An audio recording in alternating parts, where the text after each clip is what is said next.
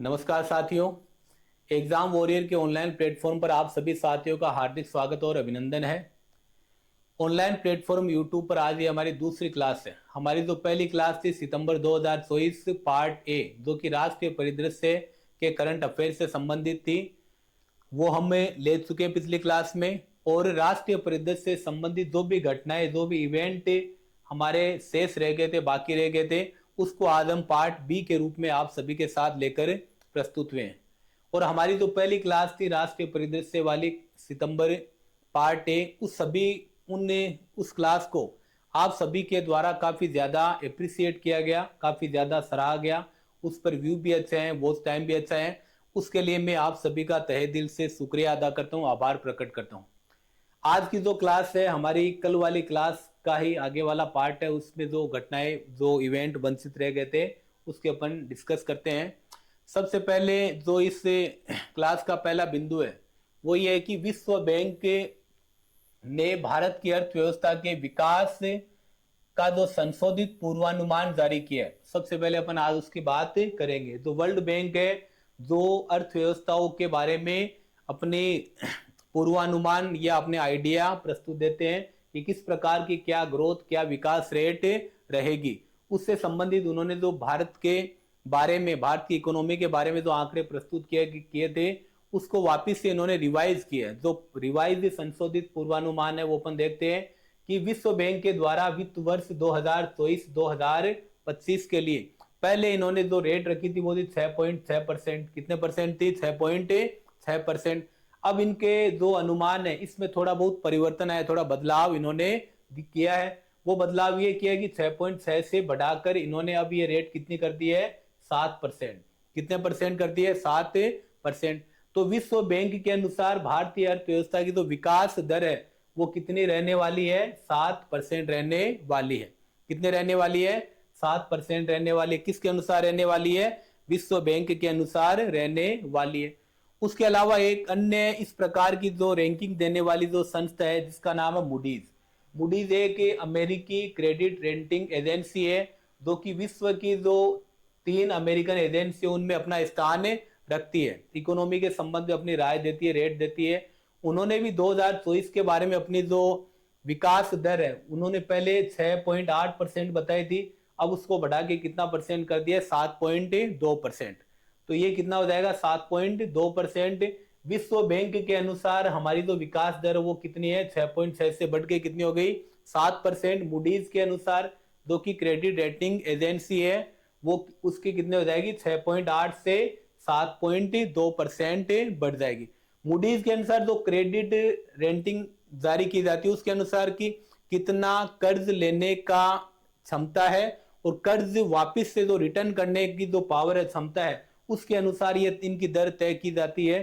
तो मूडीज के अनुसार कितनी होगी? 6.8 से बढ़ के 7.2%। हमारे जो अगला आज की क्लास का बिंदु है उसकी तरफ अपन चलते हैं कि छठा राज्य खाद्य सूचकांक 2024 किस नंबर का सूचकांक है? छठा है। किसका है? नेशनल है या राज्य? राज्य है।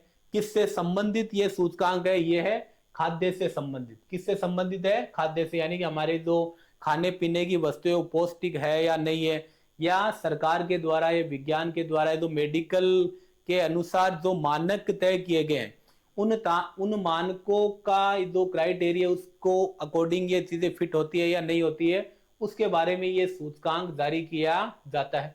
इसको जारी करने वाला कौन है? सबसे पहले इसकी बात करेंगे, जारीकर्ता कौन है?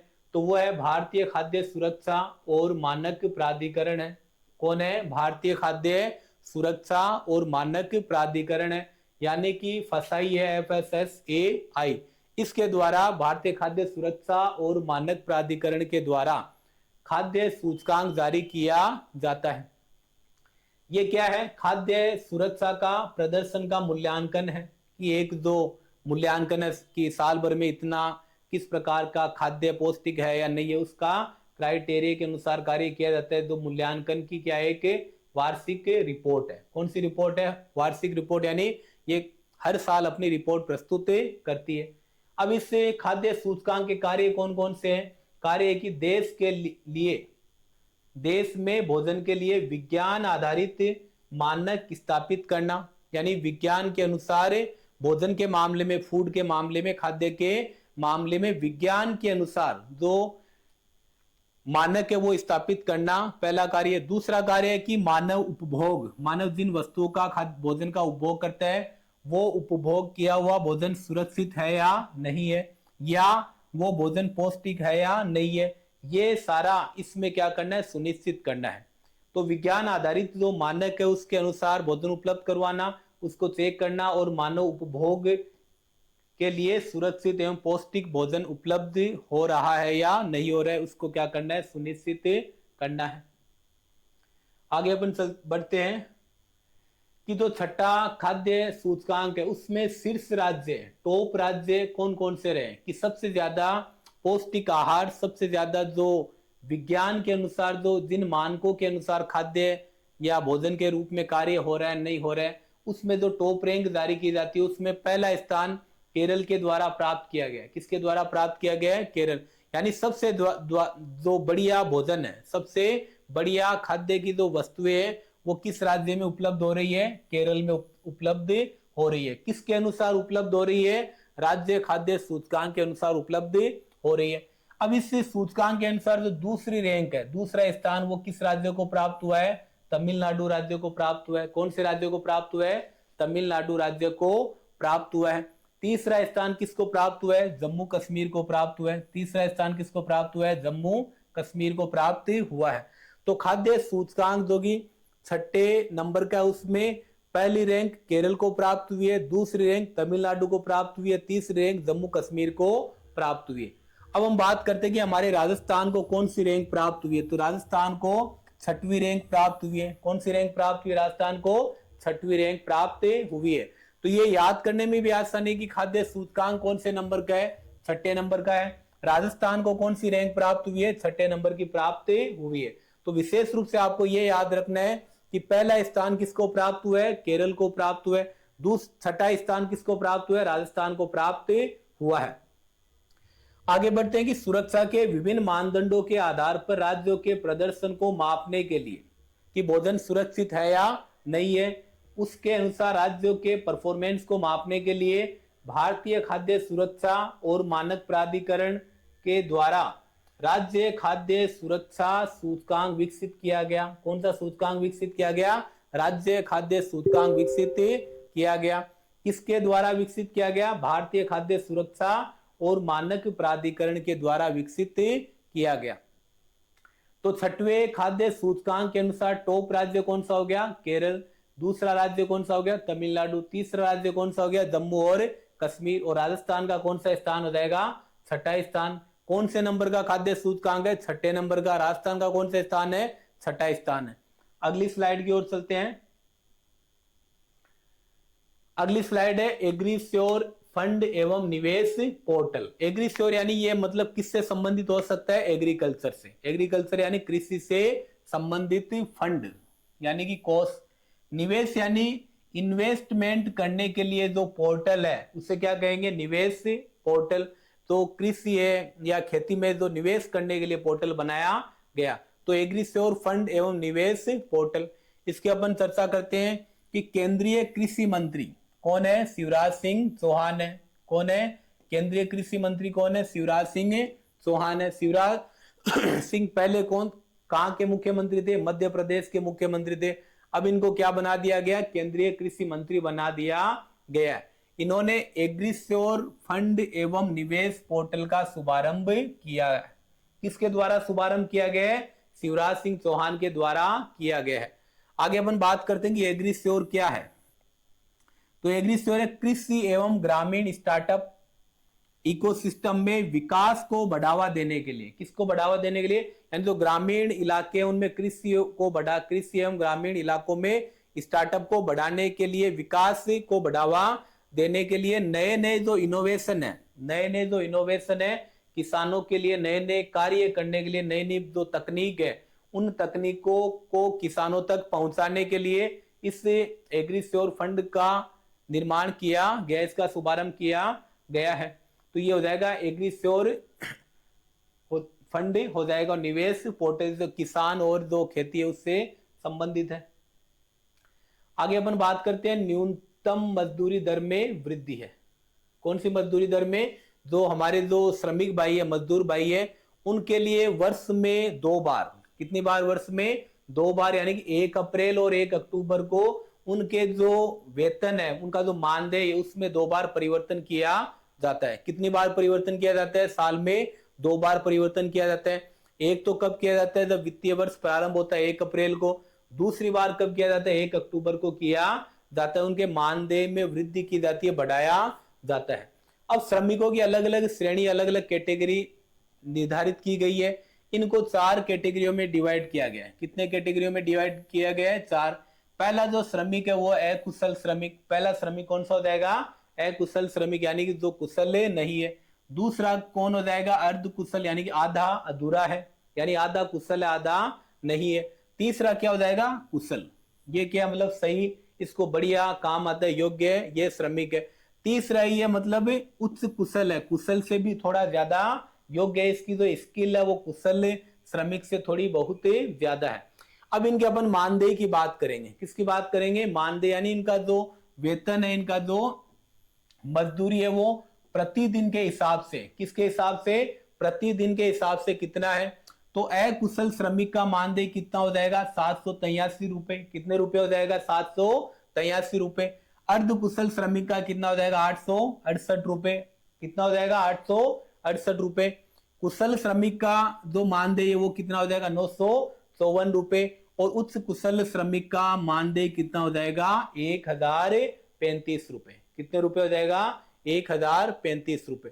तो ये चारों जो इनकी मानदेय, इनकी जो मजदूरी है श्रमिकों की, ये आपको अच्छे से याद करनी है। और लगभग ये रहता है कि जब इनकी जो न्यूनतम मजदूरी दर में परिवर्तन किया जाता है, वृद्धि की जाती है, तो इससे संबंधित एक ना एक प्रश्न एग्जाम में पूछा ही जाता है। अब आप इसको याद कैसे करेंगे? याद करने का तरीका ये है कि पहला जो श्रमिक है, अकुशल श्रमिक, उसके आपको याद रखनी है, वो कितनी है? 783। 783 में अपने को कितने रुपए जोड़ देने हैं? 85 रुपए जोड़ देने। कितने रुपए जोड़ देने? 85 रुपए जोड़ देने। तब किसकी मजदूरी आ जाएगी? अर्ध कुशल श्रमिक की। कितने हो जाएंगे? 868 रुपए। अब जो कुशल की निकालनी है, तो 868 में कितने रुपए जोड़ देंगे? 954 है, उसमें 868 में जोड़ देंगे अपन 86 रुपए। कितने रुपए जोड़ देंगे? 86 रुपए। उसके बाद जो आगे वाला इसमें जोड़ देंगे अपन 81 रुपए। कितने रुपए जोड़ देंगे? 81। 783 में कितने जोड़े? 85। तो कितने हो जाएंगे? 868 रुपए किसकी मजदूरी हो जाएगी? अर्ध कुशल की। 868 में कितने रुपए जोड़ने हैं? 86 रुपए जोड़ने। कितने हो जाएंगे? 954 रुपए। किसकी मजदूरी आ जाएगी? कुशल श्रमिक की। अब 954 में कितने रुपए जोड़ने हैं? 81 रुपए जोड़ने हैं। किसकी मजदूरी आ जाएगी? उच्च कुशल की आ जाएगी।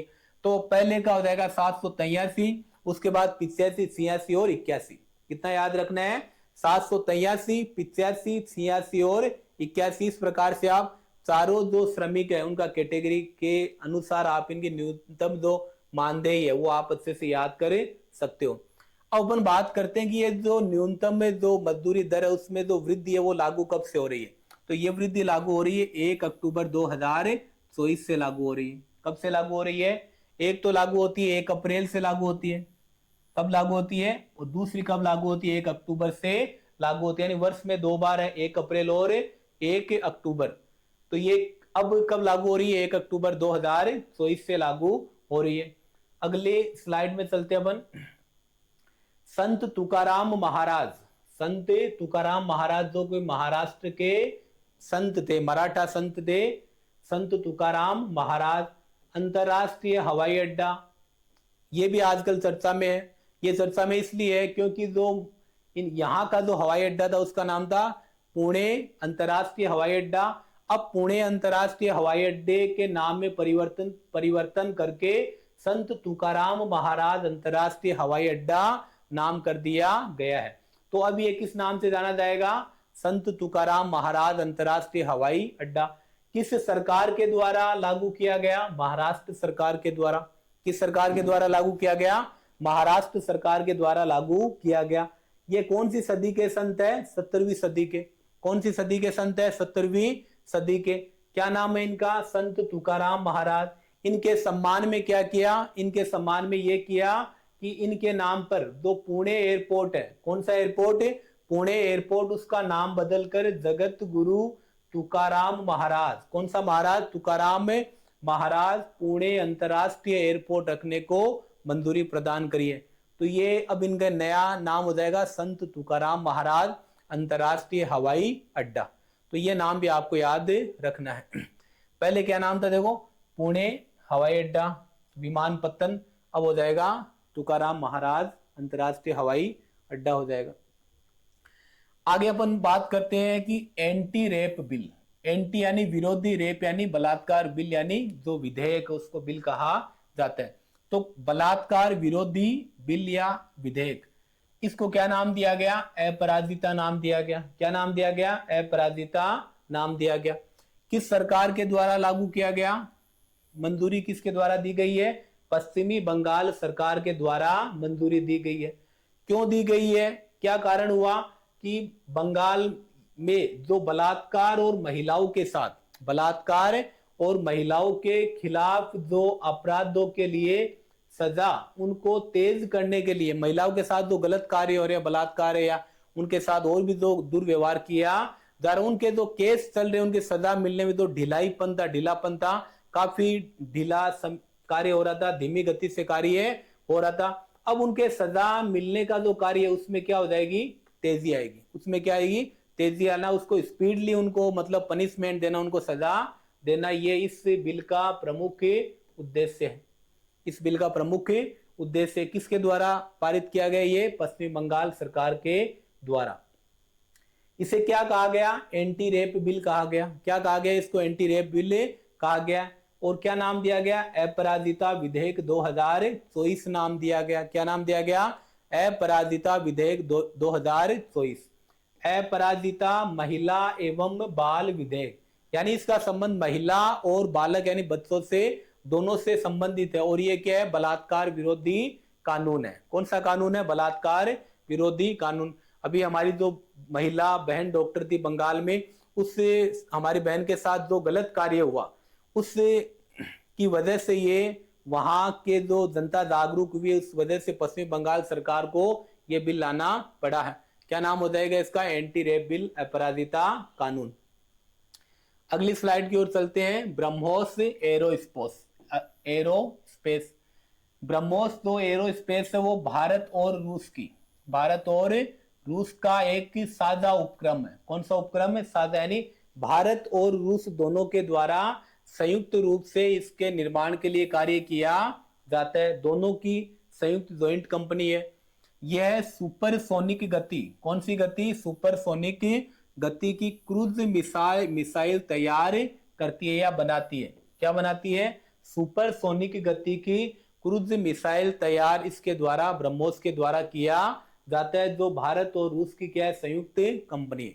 ये जो ब्रह्मोस एरोस्पेस है, इसके द्वारा जो क्रूज मिसाइल बनाई जाती है, इसकी क्या विशेषता है कि ये तीनों जगहों पे, पानी में, हवा में और समुद्र, तीनों जगहों पे इसको क्या किया जा सकता है, लॉन्च किया जा सकता है। तो इसकी विशेषता क्या हो जाएगी कि पानी, हवा और समुद्र या जमीन, तीनों इसमें ये क्या किया जा सकता है, इसको लॉन्च किया जा सकता है। अब आजकल ये क्यों सुर्खियों में, इसके बारे में बात करेंगे। ये सुर्खियों में इसलिए है कि जो अग्निपथ योजना के द्वारा, किस योजना के द्वारा, अग्निपथ योजना के द्वारा जो अग्निवीर जवान लगे थे, कौन से जवान लगे थे, अग्निवीर जवान लगे थे, उन जवानों को, अग्निवीरों को ये आरक्षण देने का कार्य करने जा रही है। क्या देने जा रही है, आरक्षण, रिजर्वेशन देने जा रही है। इस कंपनी ने क्या किया कि जो टेक्निकल एंट्रीज है, कौन सी एंट्रीज, टेक्निकल एंट्रीज, उनमें तो कितना परसेंट आरक्षण दिया, 15%। कितना परसेंट दिया है, 15%। और प्रशासनिक एवं सुरक्षा भूमिकाओं में, कौन सी भूमिकाओं में, प्रशासनिक एवं सुरक्षा भूमिकाओं में कितना परसेंट आरक्षण दिया, 50%, 50% आरक्षण दिया है। किसके द्वारा दिया गया, ब्रह्मोस एरोस्पेस के द्वारा दिया गया। किनको दिया गया, अग्निवीरों को दिया गया। तो अग्निवीरों को आरक्षण देने वाली पहली कंपनी कौन हो जाएगी, ब्रह्मो एरोस्पेस हो जाएगी। कौन हो जाएगी, ब्रह्मो एरोस्पेस। टेक्निकल एंट्रीज में कितना परसेंट है, 15%। और जो प्रशासनिक एवं सुरक्षा से संबंधित जो वैकेंट पोस्ट है उनमें कितना हो जाएगा 50%। तो वापिस से अपन आते हैं ब्रह्मोस पे। किन किन देशों की है? भारत और रूस की साझा कंपनी है। क्या है? सुपरसोनिक गति की क्रूज मिसाइल तैयार करती है। किस योजना के तहत लाभ दे रही है? जो अग्निपथ योजना उसके अंदर लगे थे जो जवान अग्निवीर, उनको क्या दे रही है? आरक्षण दे रही है, रिजर्वेशन दे रही है। टेक्निकल एंट्रीज में कितना दे रही है? 15% दे रही है। प्रशासनिक एवं सुरक्षा में कितना दे रही है? 50% दे रही है। तो ये आपको याद रखना है। आगे अपन बात करते हैं मिशन मौसम की। किसकी बात करेंगे? मिशन मौसम की। क्योंकि ये नाम से ही पता चल रहा है कि एक क्या है? मिशन है। एक क्या है? ये मिशन है। और ये मिशन संबंधित किससे है? मौसम से संबंधित है। किससे संबंधित है? यानी कि मौसम से संबंधित जो भी पूर्वानुमान है, मौसम से संबंधित जो भी पूर्वानुमान है उसको, उसके बारे में पहले से सूचना लगाने के लिए इस मौसम मिशन का गठन किया गया, इसको मंजूरी प्रदान की गई है। इसके मंजूरी की अपन बात करें तो मंजूरी कब प्राप्त हुई? 1 सितंबर 2024 को प्राप्त हुई। कब प्राप्त हुई? 1 सितंबर 2024 को। किसको मंजूरी प्राप्त हुई? मिशन मौसम को प्राप्त हुई है। अब ये जो मंजूरी देने वाला ये इस मिशन मौसम से संबंधित जो मंत्रालय है, इसको जो क्रियान्वित करेगा वो मंत्रालय कौन सा है? पृथ्वी विज्ञान मंत्रालय। कौन सा मंत्रालय? आजकल देखो इस टाइप के भी खूब प्रश्न आ रहे हैं। डायरेक्ट ये नहीं आएगा कि कब लागू किया गया, क्या था, कितने वर्ष के लिए था। ये किसके द्वारा क्रियान्वित किया जाता है? इस टाइप के प्रश्न आते हैं। किस टाइप के आते हैं कि इसका जो मंत्रालय क्या है, इसका विभाग क्या है, किसके द्वारा क्रियान्वित किया जाता है। तो मिशन मौसम को क्रियान्वित करने वाला जो मंत्रालय है वो कौन सा है? पृथ्वी विज्ञान मंत्रालय। कौन सा मंत्रालय हो जाएगा? पृथ्वी विज्ञान मंत्रालय। इसके आगे अपन बात करते हैं कितनी अवधि के लिए, कि कितने वर्षों के लिए, कितने समय के लिए इस मिशन मौसम का निर्माण किया गया है। तो ये क्या हो जाएगा? 2 वर्ष के लिए। कितने वर्षों के लिए हो जाएगा? 2 वर्षों के लिए। तो इसका उद्देश्य अपन बात कर लेते कि मौसम की निगरानी। किसकी निगरानी? मौसम की निगरानी। यानी मिशन मौसम में किसकी निगरानी होगी? मौसम की निगरानी होगी। निगरानी में भी क्या लगाना है? पूर्वानुमान, कि भविष्य में या 5-7 दिन बाद मतलब किस प्रकार का मौसम रहेगा, मौसम सही है या नहीं है। अगर सही नहीं है तो हमें क्या क्या नुकसान पहुंचाया जा सकता है इस मौसम के द्वारा, तो उसके बारे में हम पूर्व तैयारी कर सकते हैं। क्या कर सकते हैं? अगर पहले से अपने को अनुमान लग जाएगा तो अपन जो भी नुकसान होने वाला उससे अपन क्या कर सकते हैं? बचाव की पूर्व तैयारियां कर सकते हैं। तो चरम मौसम घटना प्रबंधन, उन जो मौसम के बाद, मौसम से जो भी घटनाएं घटित होती है खराब मौसम की वजह से, उन सभी घटनाओं का क्या करना है? प्रबंधन करना है, मैनेजमेंट करना है। जो होने वाला जो नुकसान है उससे हमें बचाना है। तो उद्देश्य हो जाएगा मौसम निगरानी, पूर्वानुमान और चरम मौसम घटना प्रबंधन। इसमें जो भारत है उसकी क्षमताओं को बढ़ाना है। मंजूरी कब प्राप्त हुई? 1 सितंबर 2024 को। मंत्रालय क्या हो जाएगा? पृथ्वी विज्ञान मंत्रालय। अवधि कितने वर्ष के लिए हो जाएगी? 2 वर्ष के लिए। कार्य क्या रहेगा? मौसम की निगरानी और पूर्वानुमान करना। अगली स्लाइड की ओर चलते हैं कि एशिया पावर इंडेक्स 2024। कौन सा इंडेक्स जारी हुआ है? Asia power index 2024। पावर यानी शक्ति, यानी बिजली से संबंधित ये इंडेक्स कार्य करता है। बिजली से संबंधित की किस राष्ट्र में कितने बिजली है, कितने प्रकार की शक्ति है, कितनी शक्ति है, उसके बारे में ये अपनी सूची जारी करती है। इसे एशिया पावर इंडेक्स नाम से जाना जाता है। अब ये आजकल ये अपने लिए महत्वपूर्ण क्यों है? अपने लिए ये एशिया पावर इंडेक्स महत्वपूर्ण क्यों है? क्योंकि ये हमारे लिए एक उपलब्धि है। हमारे लिए उपलब्धि है कि इस इंडेक्स में हमें तीसरा स्थान प्राप्त हुआ है। कौन सा स्थान प्राप्त हुआ है? तीसरा स्थान। और उपलब्धि इसलिए है कि ये जो तीसरा स्थान है ये हमने जापान को पछाड़कर प्राप्त किया है। किसको पछाड़कर प्राप्त किया है? जापान को। यानी कि पहले तीसरे स्थान पे कौन था? जापान था। अब जापान को पीछे छोड़ के इस सूची में तीसरा स्थान किसने प्राप्त कर लिया है? भारत ने प्राप्त कर लिया है। जापान कौन से स्थान पे आ गया? नंबर 4 पे। तो भारत का कौन सा स्थान हो गया? तो ये हमारे लिए काफी ज्यादा एक महत्व की बात है। एशिया पावर इंडेक्स, इसमें भारत ने तीसरा स्थान प्राप्त किया है। पहला स्थान किसने प्राप्त किया? संयुक्त राज्य अमेरिका ने। दूसरा स्थान किसने प्राप्त किया?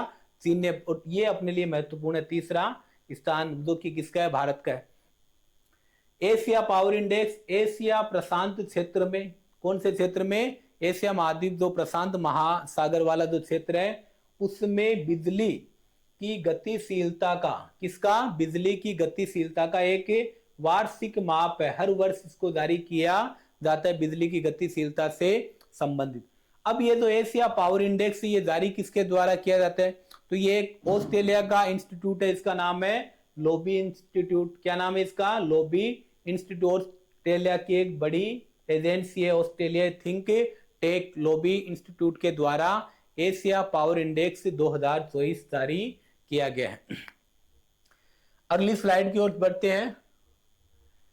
अगली स्लाइड में टाइम मैगजीन की 100 एआई सूची टाइम मैगजीन के द्वारा जारी की गई है। किसके द्वारा जारी की गई है, टाइम मैगजीन के द्वारा जारी की गई, जो काफी महत्वपूर्ण मैगजीन है। अब इसने क्या सूची जारी की है, इसने एआई सूची जारी की है, यानी कि आर्टिफिशियल इंटेलिजेंस। कौन सी इंटेलिजेंस, आर्टिफिशियल इंटेलिजेंस, यानी कि कृत्रिम बुद्धिमत्ता से संबंधित 100 व्यक्तियों की एक लिस्ट जारी करी है। अब इस 100 व्यक्तियों में भारत के जो 3 बड़े व्यक्ति हैं उनका भी नाम आया। भारत के 3 बड़े व्यक्ति हैं उनका भी नाम आया। एक नाम तो अपने रेल मंत्री है अश्विनी वैष्णव। एक पहला नाम किसका, रेल मंत्री अश्विनी वैष्णव। बॉलीवुड अभिनेता अनिल कपूर का नाम आया। किसका नाम आया, बॉलीवुड अभिनेता अनिल कपूर का। तीसरा नाम किसका है, इन्फोसिस के फाउंडर, वो है नंदन नीलेकणी। किसका नाम है, नंदन नीलेकणी।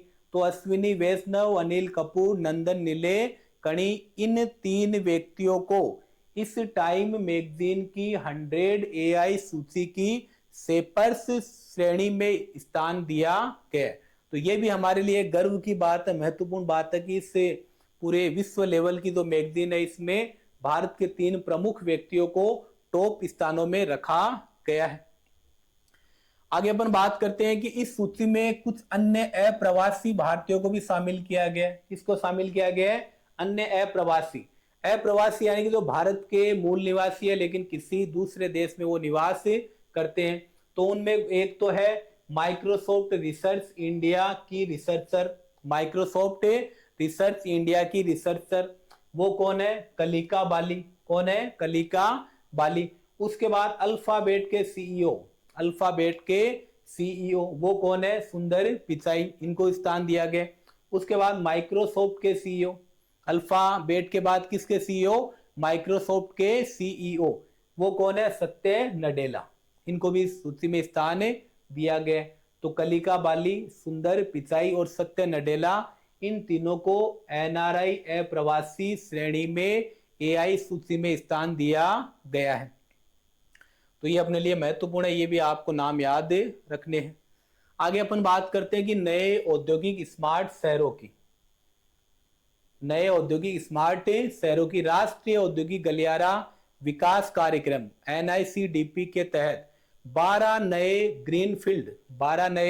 ग्रीनफील्ड औद्योगिक स्मार्ट शहरों को मंजूरी प्रदान करी है। कितने शहरों को मंजूरी प्रदान करी है, 12 शहरों को मंजूरी प्रदान करी है। किसके तहत, राष्ट्रीय औद्योगिक गलियारा विकास कार्यक्रम एनआईसीडीपी के तहत। कौन से कार्यक्रम के तहत, राष्ट्रीय औद्योगिक गलियारा विकास कार्यक्रम के तहत कितने शहरों को मंजूरी प्रदान करी है, 12 शहरों को। क्या बनाए जाएंगे उनको, ग्रीन फील्ड औद्योगिक स्मार्ट शहरों के रूप में उनको विकसित किया जाएगा। किस रूप में विकसित किया जाएगा, ग्रीन फील्ड औद्योगिक स्मार्ट शहरों के रूप में इनको डेवलप किया जाएगा। संख्या हो जाएगी इनकी 12। अब ये जो औद्योगिक सिटी है, स्मार्ट सिटी, इनको स्थापित करने का जो उद्देश्य है उसके अगर अपन बात करें तो पहला उद्देश्य हो जाएगा कि विदेशी निवेश को आकर्षित करना। कौन से निवेश को आकर्षित करना, कि जो फॉरेनर कंपनियां हैं उनको इन इलाकों में इन्वेस्टमेंट, अपने प्लांट लगाने के लिए या उनके जो इंडस्ट्री है उसको लगाने के लिए हमें क्या करना है, मोटिवेट करना है। तो इसका पहला उद्देश्य हो जाएगा कि जो विदेशी निवेश है उसको क्या करना है, ज्यादा से ज्यादा मात्रा में आकर्षित करना, उनको मोटिवेट करना है।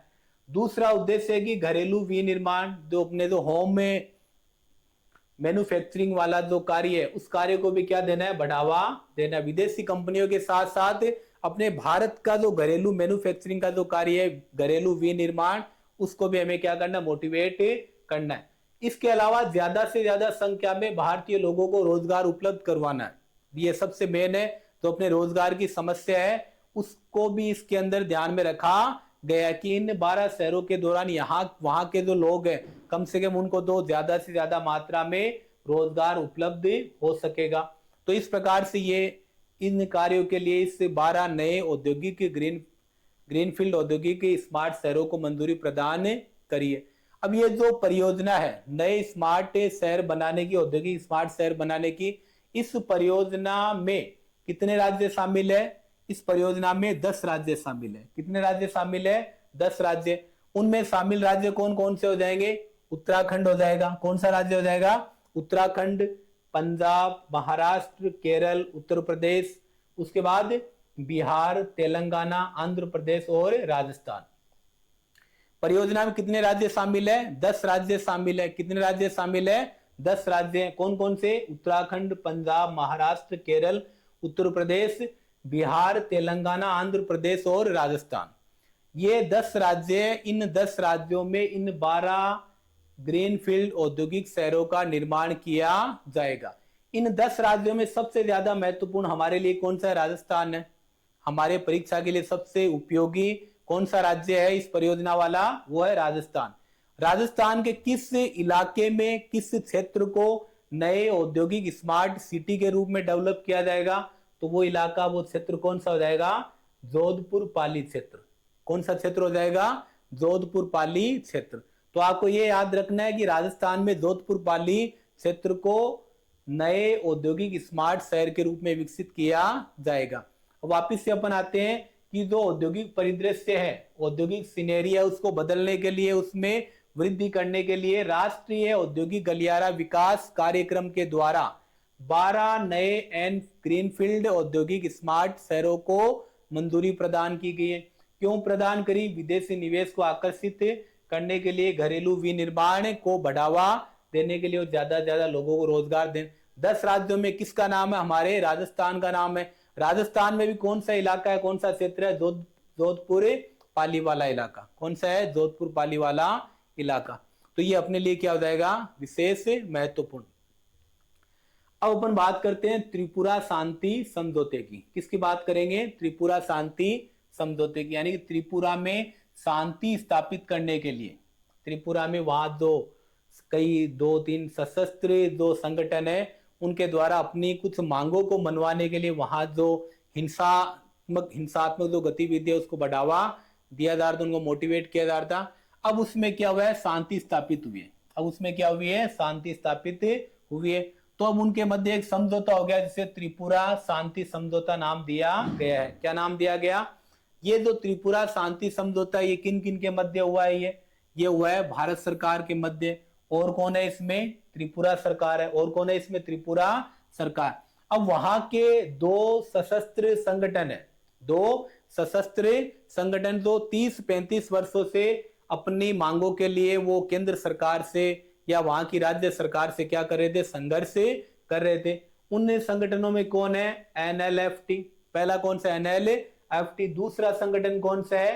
एनटीटीएफ। दूसरा संगठन कौन सा हो जाएगा? एनटीटीएफ। तो इन चारों के मध्य त्रिपुरा शांति समझौता हुआ।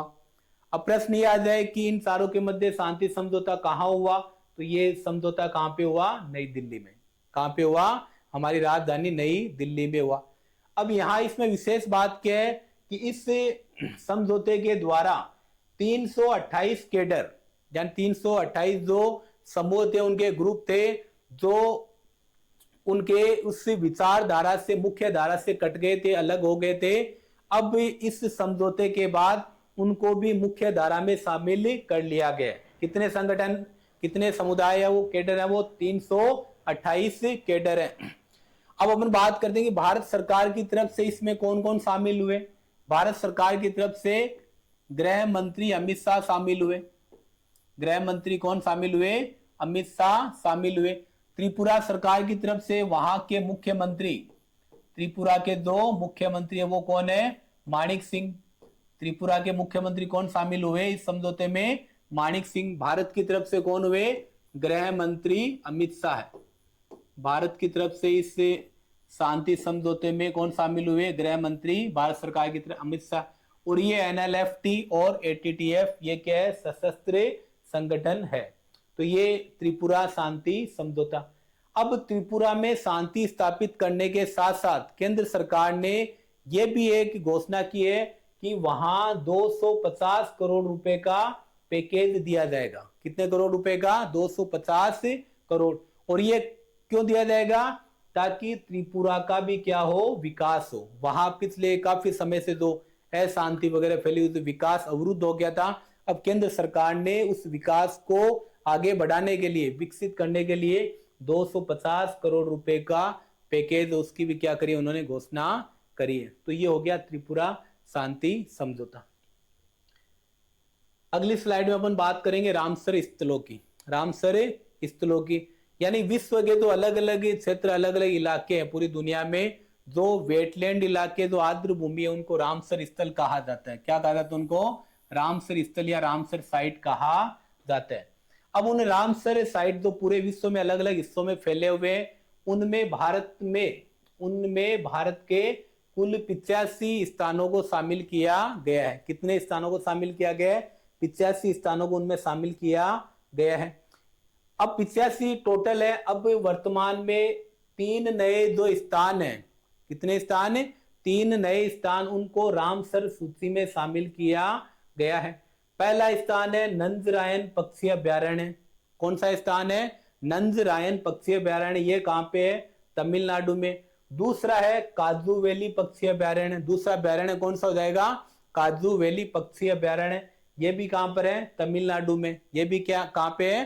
तमिलनाडु में। और तीसरा जो है जलाशय, उसका नाम है तवा जलाशय। कौन सा जलाशय?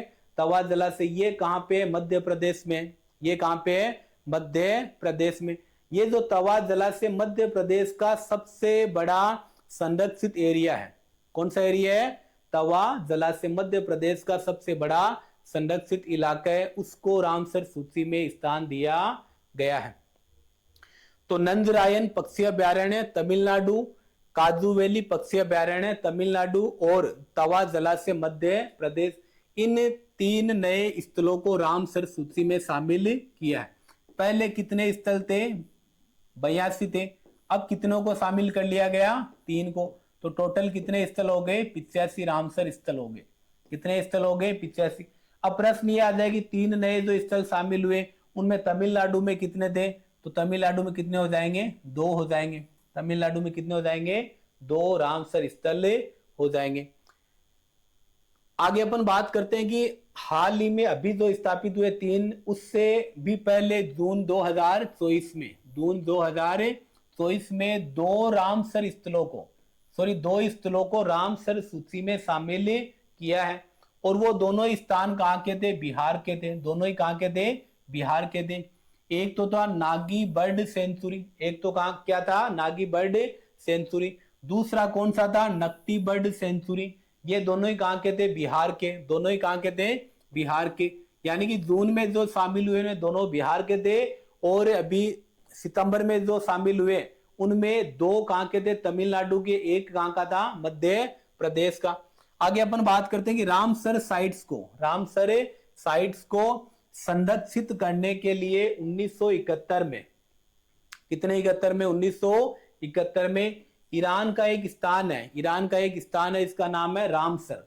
ईरान के एक स्थान रामसर में यूनेस्को की ओर से, किसकी ओर से? यूनेस्को की ओर से एक कन्वेंशन, एक सम्मेलन हुआ, एक मीटिंग हुई।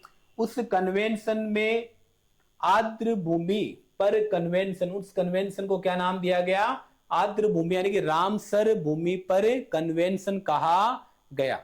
क्यों किया गया? कि जो रामसर साइट है, जो आर्द्र भूमि है, जो वेटलैंड वाली जो भूमि है, उसको क्या करना है? संरक्षित करना है। क्या करना है? संरक्षित करना है। तो उसके लिए यूनेस्को के द्वारा, किसके द्वारा? एक वैश्विक संगठन यूनेस्को के द्वारा एक कन्वेंशन का आयोजन किया गया 1971 में। कहां किया गया? ईरान के रामसर स्थल में। कहां किया गया? ईरान के रामसर। तो ये जितनी भी जो स्थल है उनको किस नाम से पुकारा जाता है? रामसर साइट के नाम से पुकारा जाने लग गया। तो जून 2024 में 2 स्थान शामिल हुए, Nagi bird sanctuary, Nakti bird sanctuary. Ramsar site को संरक्षित करने के लिए 1971 में कन्वेंशन हुआ। कहां हुआ? ईरान के रामसर में हुआ। किसके द्वारा किया गया? यूनेस्को के द्वारा किया गया। और क्या नाम दिया गया? आर्द्र भूमि यानी वेटलैंड कन्वेंशन नाम उसे दिया गया। अगली स्लाइड में अपन बात करेंगे वधवन बंदरगाह महाराष्ट्र की। किसकी बात करेंगे? वधवन बंदरगाह महाराष्ट्र की, यानी कि अभी इस नए बंदरगाह की आधारशिला रखी गई है। और वो आधारशिला कहां रखी गई है? महाराष्ट्र में। कहां रखी गई है? महाराष्ट्र में। किसके द्वारा रखी गई है? भारत के प्रधानमंत्री नरेंद्र मोदी के द्वारा। किसके द्वारा रखी गई है? भारत के प्रधानमंत्री नरेंद्र मोदी के द्वारा। महाराष्ट्र के किस जिले में रखी गई है? वो जिला है पालघर जिला। महाराष्ट्र का कौन सा जिला? पालघर जिला। पालघर जिले में वधवन बंदरगाह की आधारशिला रखी गई। यानी कि महाराष्ट्र का जो पश्चिमी तटीय इलाका है, महाराष्ट्र का जो पश्चिमी तटीय इलाका है, उसके पालघर जिले में इस नए बंदरगाह वधवन बंदरगाह की आधारशिला भारत के प्रधानमंत्री नरेंद्र मोदी के द्वारा रखी गई है। अब इसमें ये एक और विशेष बात है कि ये जो वधवन बंदरगाह जो कि महाराष्ट्र में स्थित है, ये सबसे गहराई में स्थित, भारत में सबसे गहराई में स्थित बंदरगाह है। कौन सा बंदरगाह है? भारत में सबसे गहराई में स्थित बंदरगाह कौन सा है? वधवन बंदरगाह। कहां पे स्थित है? पालघर जिला, महाराष्ट्र। कहां पे स्थित है? पालघर जिला, महाराष्ट्र। अगली स्लाइड में हम बात करेंगे विश्व शांति बुद्ध विहार की। किसकी बात करेंगे? विश्व शांति बुद्ध विहार की। सबसे पहले अपन बात करते हैं विहार किसे कहा जाता है। विहार यानी कि तो बौद्ध भिक्षु है, बौद्ध भिक्षुओं के रहने के लिए जो आवास है, उनके रहने का जो घर है, उसे विहार कहा जाता है। क्या कहा जाता है उसको? विहार कहा। तो इस प्रकार की एक विहार की स्थापना हुई है जिसका नाम दिया गया, जिससे नाम दिया गया विश्व शांति बुद्ध विहार। क्या नाम दिया गया? विश्व शांति बुद्ध विहार। इस विहार का जो लोकार्पण है वो किसके द्वारा किया गया? भारत के राष्ट्रपति द्रौपदी मुर्मू के द्वारा। किसके द्वारा किया गया? भारत के राष्ट्रपति द्रौपदी मुर्मू के द्वारा। कहां पर किया गया? महाराष्ट्र के उदगीर लातूर जिले में। कौन से जिले में किया गया? उदगीर स्थान का नाम है और उदगीर शहर स्थान का नाम है, और जिला कौन सा हो जाएगा? लातूर। किस राज्य में लोकार्पण किया गया? महाराष्ट्र में किया गया। कहां पे किया गया? महाराष्ट्र में किया गया। किसका लोकार्पण किया गया? विश्व शांति बुद्ध विहार का। किसका लोकार्पण किया गया? विश्व शांति बुद्ध विहार का। अब राष्ट्रपति के द्वारा विहार में गौतम बुद्ध की प्रतिमा स्थापित की गई। यानी ये जो विहार है, जो भिक्षुओं के रहने का आवास है, घर है, उसमें महात्मा बुद्ध की प्रतिमा स्थापित की गई। अब प्रतिमा बुद्ध की ही क्यों स्थापित की गई? क्योंकि ये जो बुद्ध है, ये बौद्ध धर्म के संस्थापक कौन है? महात्मा बुद्ध है, इसलिए इनके जो इष्ट देवता है गौतम बुद्ध, उनकी प्रतिमा मूर्ति स्थापित की गई। आगे अपन बात करते हैं कि ये जो बुद्ध विहार है, शांति बुद्ध विहार, कर्नाटक के कुलबर्गी में जो बुद्ध विहार बना हुआ है, कर्नाटक के कुलबर्गी में जो बुद्ध विहार बना हुआ है, उसकी प्रतिकीर्ति है। प्रतिकीर्ति यानी उसके नमूने, उसकी नकल के आधार पे इस विहार की रचना, इसका निर्माण किया जाएगा। तो कर्नाटक के कुलबर्गी में जो बुद्ध विहार बना हुआ है, उसकी क्या ये प्रतिकीर्ति है। आगे अपन बात करते हैं इसका जो प्रवेश द्वार है, जो मुख्य दरवाजा, जो इसका मेन गेट है, उसका निर्माण किसके आधार पे किया गया? सांची के स्तूप के आधार पे। किसके आधार पे किया गया? सांची के स्तूप के आधार पर किया गया।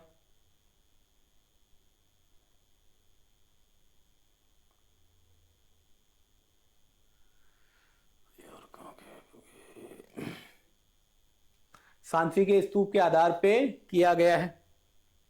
तो विश्व शांति बुद्ध विहार की बात कर रहे थे। राष्ट्रपति द्रौपदी मुर्मू के द्वारा लोकार्पण किया गया, महाराष्ट्र के उदगीर लातूर में किया गया। क्या नाम दिया गया? विश्व शांति बुद्ध विहार नाम दिया गया। किसकी प्रतिमा स्थापित की गई? गौतम बुद्ध की प्रतिमा स्थापित की गई। किसकी प्रतिकीर्ति है? कर्नाटक के कुलबर्गी। कर्नाटक के कुलबर्गी में जो बुद्ध विहार बना हुआ, उसकी प्रतिकीर्ति है। इसका जो मुख्य प्रवेश द्वार है वो सांची के स्तूप से क्या है? प्रेरित है। इसका मुख्य द्वार सांची के स्तूप से प्रेरित है। अगली स्लाइड में हम बात करेंगे विधि आयोग का कार्यकाल। 23वें विधि आयोग का गठन। किसकी बात करेंगे? 23वें विधि आयोग के गठन के बारे में बात करेंगे। सबसे पहले आपको इसका नंबर याद रखना है, क्रमांक याद रखना है। कौन से नंबर का है? 33वें नंबर का। यानी कि इससे पहले कितने आयोग गठित हो चुके हैं? 22 आयोग गठित हो चुके हैं। अब विधि यानी कानून, विधि यानी कानून। इस आयोग का जो गठन है वो कानून की समीक्षा करने के लिए किया गया है। किसकी समीक्षा? कानून यानी विधि की समीक्षा करने के लिए। और उसमें न्यायोचित जो भी परिवर्तन हो सकते हैं उन परिवर्तनों का सुझाव देने के लिए, राय देने के लिए इस आयोग का गठन किया गया है, जो कि कौन से नंबर का है? 23वें नंबर का। अब आगे अपन बात करते हैं कि इसकी अधिसूचना कब जारी की गई।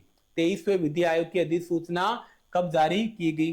तो इसकी अधिसूचना जारी की गई थी 2 सितंबर 2024 को। कब जारी की गई? 2 सितंबर 2024 को। किसके द्वारा जारी की गई? तो राष्ट्रपति द्रौपदी मुर्मू के द्वारा। किसके द्वारा जारी की गई? राष्ट्रपति द्रौपदी मुर्मू के द्वारा। अब अपन कार्यकाल की बात करते हैं कि ये जो विधि आयोग है इसका कार्यकाल लगभग 3 वर्ष का होता है। कितने वर्ष का होता है? 3 वर्ष का। तो 1 सितंबर 2024 से 31 अगस्त 2027 तक। कितने तक? 1 सितंबर 2024 से 31 अगस्त 2027 तक। यानी कितने वर्षों के लिए इसका गठन किया गया है? 3 वर्षों के लिए। कितने वर्षों के लिए किया गया है? 3 वर्षों के लिए किया गया है। कार्य क्या हो जाएगा इसका? कानूनी व्यवस्था उसकी क्या करनी है? समीक्षा करनी है। यानी जो विधि आयोग है किसकी समीक्षा करेगा? विधि यानी कानून की समीक्षा करेगा। उसके बाद अगर उसमें कोई न्यायोचित परिवर्तन, अगर कानून में इनको लगे कि कुछ बदलाव किए जा सकते हैं, कुछ उनमें बढ़िया सुधार किए जा सकते हैं, तो उन सुधारों परिवर्तनों के बारे में ये क्या दे सकते हैं? सुझाव दे सकते हैं। यानी कि केवल सुझाव दे सकते हैं, अपने आदेश नहीं दे सकते हैं, सुझाव दे सकते हैं। अब आगे इसमें और है कि भारत सरकार इन सुझावों को मानने के लिए बाध्य नहीं है। क्या नहीं है?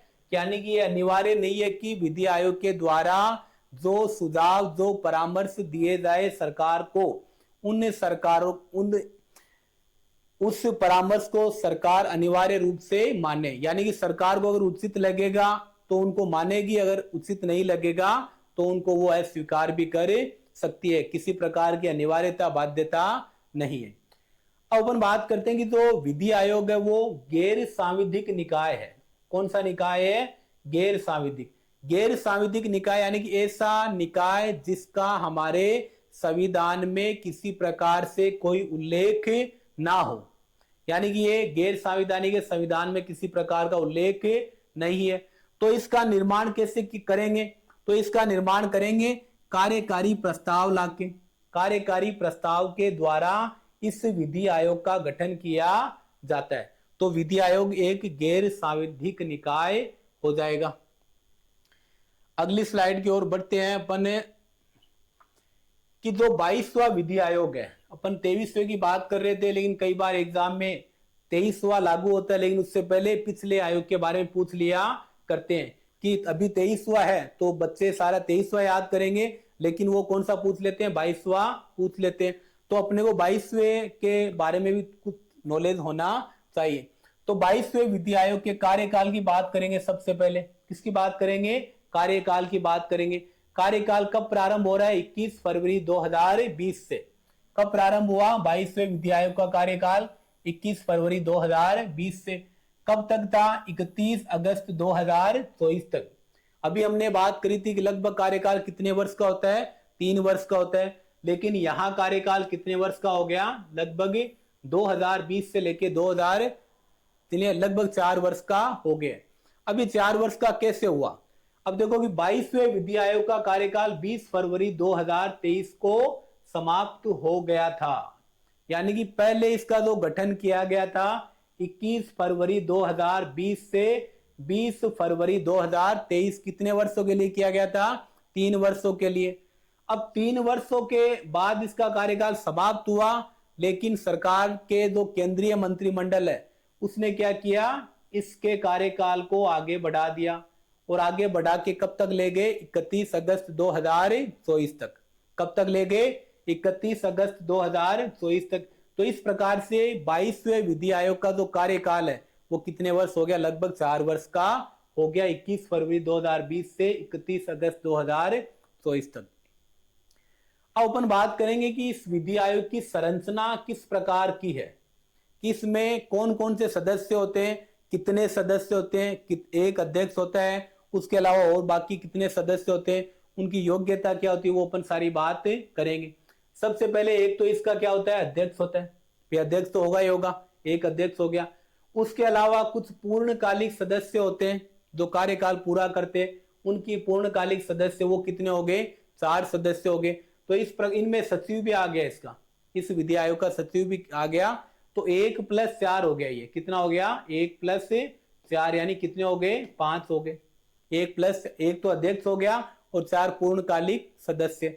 अब इन्हें अपन अध्यक्ष और पूर्णकालिक सदस्यों की योग्यता की बात करें तो अध्यक्ष एवं पूर्णकालिक सदस्य सुप्रीम कोर्ट, कौन सा कोर्ट, सुप्रीम कोर्ट यानी उच्चतम न्यायालय जो अपने देश का शीर्ष न्यायालय है, सबसे बड़ा न्यायालय वहां, या जो हाई कोर्ट है अपने राज्य का सबसे बड़ा न्यायालय, तो सुप्रीम कोर्ट और हाई कोर्ट के सेवारत न्यायाधीश, सुप्रीम कोर्ट और हाई कोर्ट के जो न्यायाधीश है, जज है, वो क्या बन सकते हैं, इस विधि आयोग के सदस्य बन सकते हैं। क्या बन सकते हैं, इस विधि आयोग के सदस्य बन सकते हैं।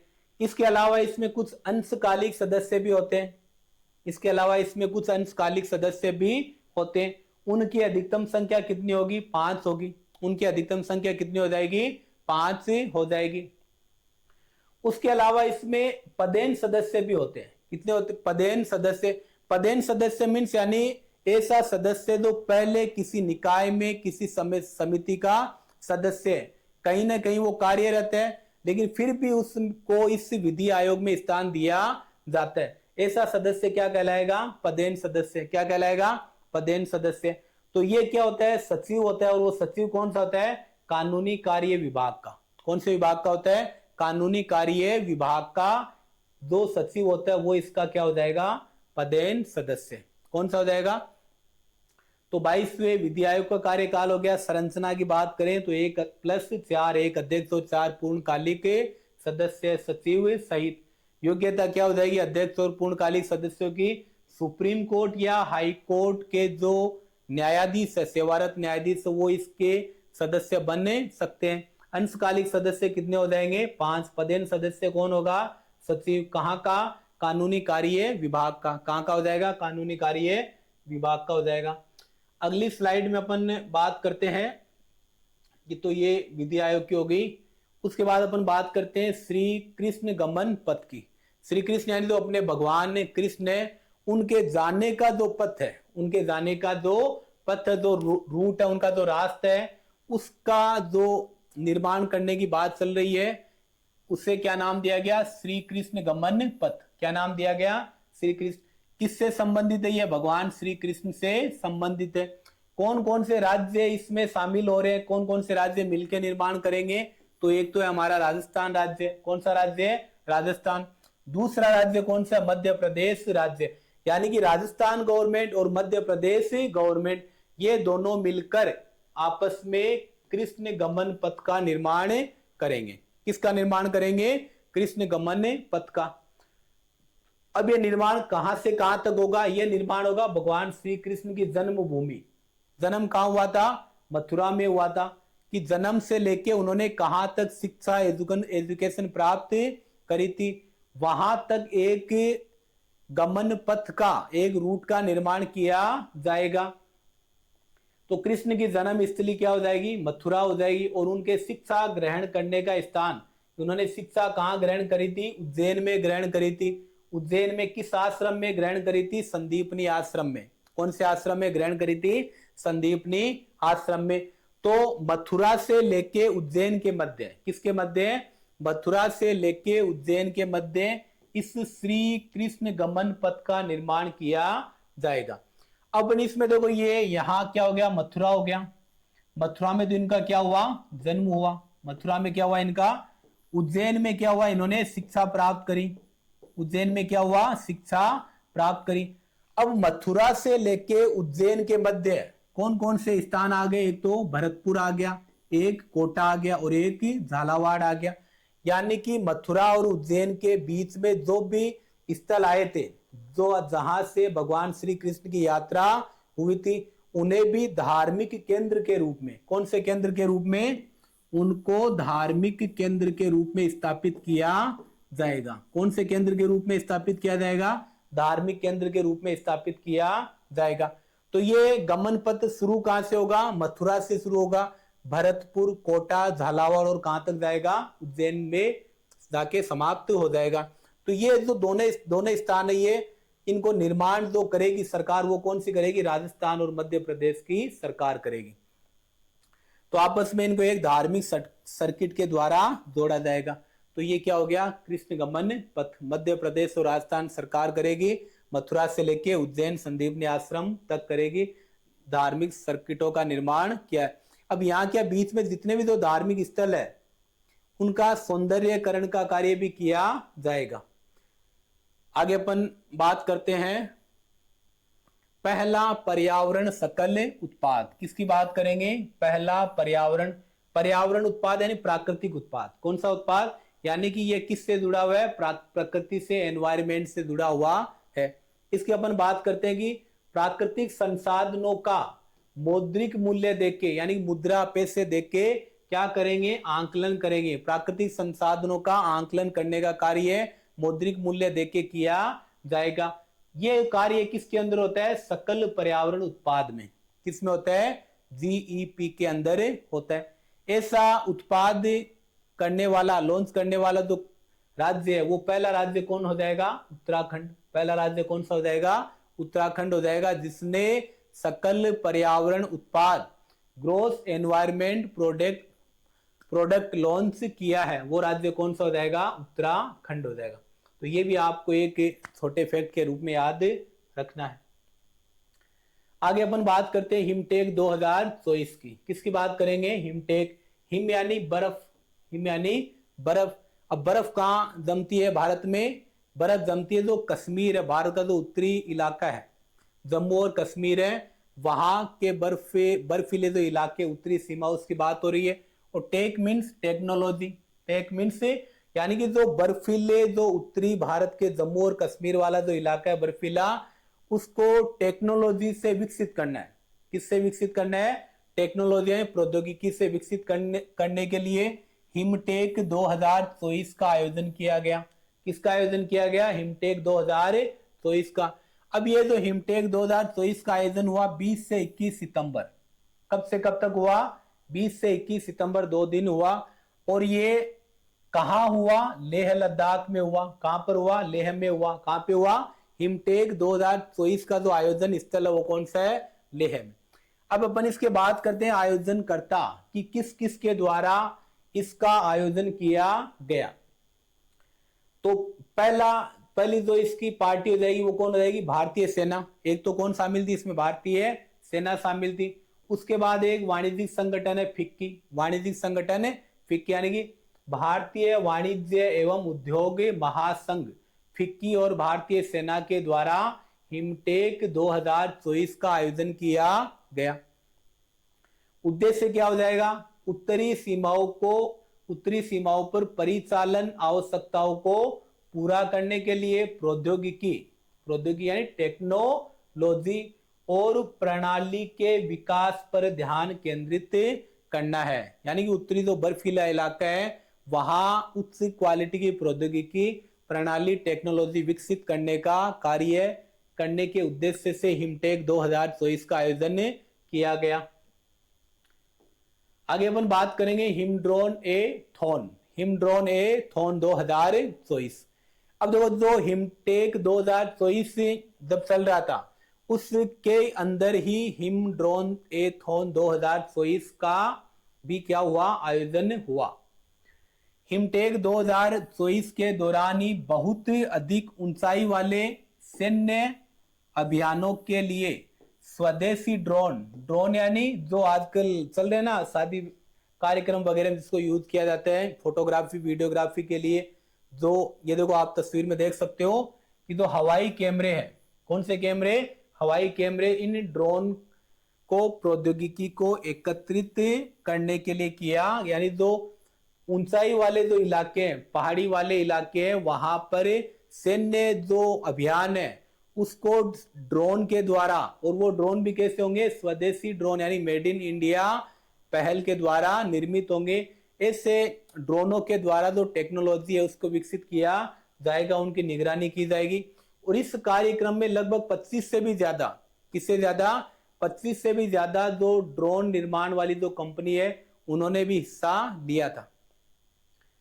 आगे अपन अगली स्लाइड में बात करते हैं कि 7वां राष्ट्रीय पोषण माह, किस पोषण माह की बात करेंगे, 7वें राष्ट्रीय पोषण माह। पोषण यानी कि जो पौष्टिक आहार उसकी बात हो रही है, उससे संबंधित एक महीने का आयोजन हुआ। कौन से नंबर का था, 7वें नंबर का। अब ये जो पोषण किसको मिलना चाहिए, ये मिलना चाहिए गर्भवती महिलाओं को। किसको मिलना चाहिए, कि गर्भवती महिलाओं के पोषण का जो समग्र विकास है उसके लिए 7वें राष्ट्रीय पोषण महीने का आयोजन किया जा रहा है, मनाया जा रहा है। इसकी अगर अपन और डिटेल में बात करें तो गर्भवती महिलाओं के पोषण में अपन कैसे कार्य करेंगे, तो इनको IFA टेबलेट का नियमित सेवन करवाया जाएगा, IFA टेबलेट। उसके अलावा आयरन से भरपूर जितने भी जो सप्लीमेंट है, आयरन से मिलने वाले जो सप्लीमेंट है, उन सप्लीमेंट की पूर्ति भी करवाई जाएगी गर्भवती महिलाओं को। उसके अलावा अपन दैनिक आहार, विश्राम और व्यायाम, उन एक्टिविटियों का ध्यान भी या उनके लिए भी प्रेरित किया जाएगा। आगे और बात करते हैं कि भावनात्मक स्वास्थ्य पर ध्यान देने के साथ विशेष देखभाल, जो गर्भवती महिला होती है उसको मतलब एक विशेष प्रकार की जो मेंटल जो फीलिंग्स है उसके भी क्या होती है, केयर करनी होती है। तो उसके लिए भी जो भावनात्मक जो मेंटली हेल्थ है, फीलिंग्स है, उसका भी इमोशनली अटैचमेंट है, उसका भी क्या है, विशेष ध्यान रखने के लिए जागरूकता फैलाई जाएगी। आगे है कि डॉक्टर के पास नियमित रूप से जांच करवाने के लिए, जो किसी प्रकार की लापरवाही नहीं हो।